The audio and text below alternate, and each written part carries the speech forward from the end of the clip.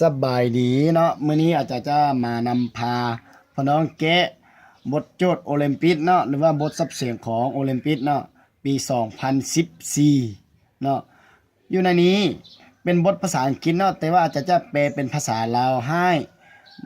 น้องๆมันทุกคนเนาะรับรู้นำกันเนาะว่าแม่นแนวใดถ้าอยู่ในนี้เพิ่นว่าถ้าว่าอิฐคูณให้5ขั้น2ของ1ลบให้ y กำลัง2บวกให้ y คูณให้5ขั้น2ของ1ลบให้ อีกกำลัง2เท่ากับ1แล้วอิฐ y นี้นอนอยู่ในว่าง0ไปหาร1เนาะให้เข้าใจแบบนั้นเนาะและโจทย์หาค่าของอีกกำลัง2บวกให้ y กำลัง2ว่าเท่ากับเท่าใดฉะนั้นเราต้องไปจากข้อมูลก่อนเนาะเราต้องไปจากข้อมูลก่อนคืออิฐคูณให้5ขั้น2ของ1ลบให้ y กำลัง2บวกให้ y คูณให้คูณให้5ขั้น2ของ1ลบให้ อีกกำลัง2เท่ากับ1อยู่นี้เนาะแล้วเงื่อนไขที่เพิ่นกำหนดมาแปลว่าอิฐว่านี้อยู่ในว่าง0ไปหา1เท่านั้นเนาะและอยู่ในนี้เขาจะแก้แนวใดเนาะฉะนั้นอยู่นี้คือ1แล้วเขาจะมีการแก้แนวใดนั้นให้พี่น้องมาติดตามเลยเนาะเขามาสังเกตอยู่จุดนี้เขามาสังเกตอยู่จุดนี้เนาะอยู่จุดเงื่อนไขของมันคืออิฐว่านี้ใหญ่กว่าหรือเท่ากับ0แล้วก็น้อยกว่าหรือเท่ากับ1ฉะนั้นมันจะไปตกอยู่ในมุมอยู่ในแต่มุมมิตินะฉะนั้นอาจารย์จะมีหลายวิธีแก้อยู่แต่ว่าจะนำพาพี่น้องแก้ตามวิธีนี้เนาะวางอิฐเท่ากับโคสเตตาเนาะแล้วก็ y เท่ากับซินเตตาเนาะซึ่งว่าเตตานี้นอนในว่าง0หาเท่าไหร่0หาปีส่วน2เนาะ0หาปีส่วน2เมื่ออีกแล้วเมื่อหาวางอิฐเลวายนะถ้ากับกดกับซินแบบนี้แล้วเขาจะเอาค่าของอิฐและค่าของวายไปแทนอยู่ที่บทโจทย์นะคือตัวนี้เลยเนาะเป้าหมายของเขาแม่นเขาหาอีกกำลัง2บวกให้ y กำลัง2แล้ววันนี้เขาก็แทนแล้วเขาได้เลยเนาะได้เอากดเตต้าไปแทนอยู่ที่อิฐเนาะฉะนั้นจะได้กดเตต้าแล้วก็คูณให้5ขั้น2ของ1ลบให้ซินเตต้าเนาะเพราะว่าเอา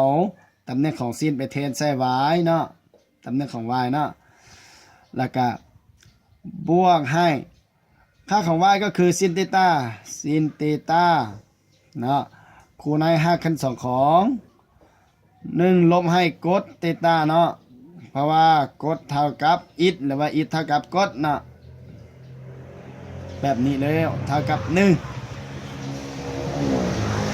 แล้วบัดนี้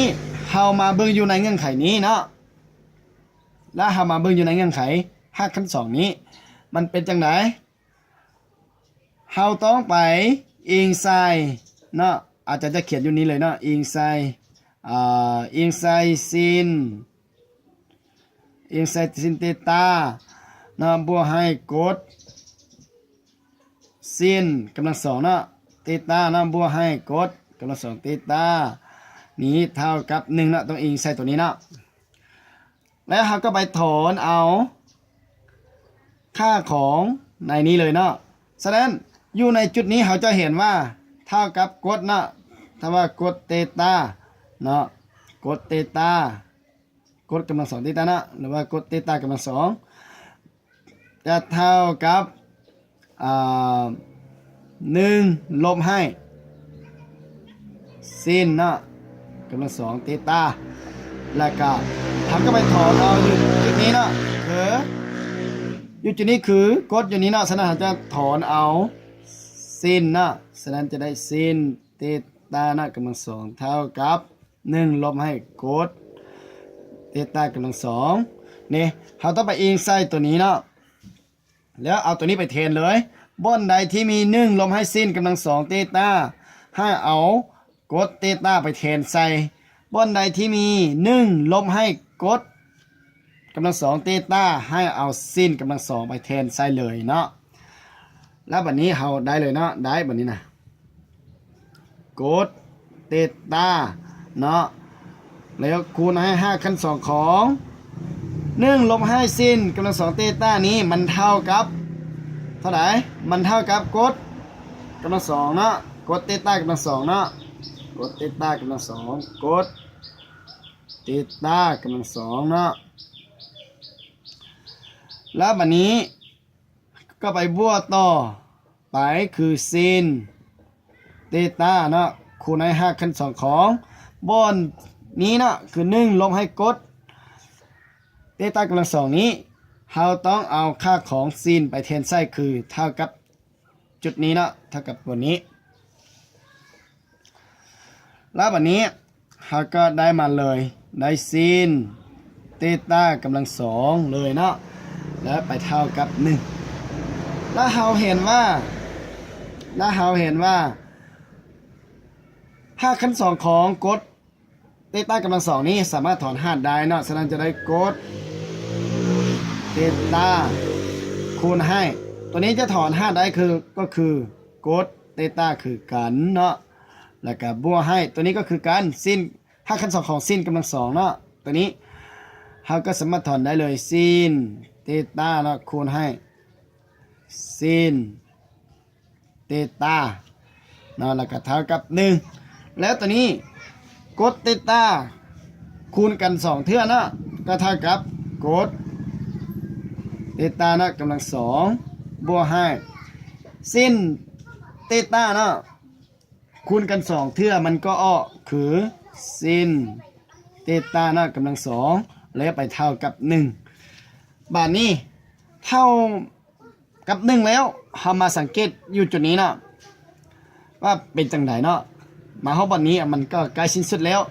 ฉะนั้นจะเหตุผลที่ให้เฮาเกะเพื่อนก็ให้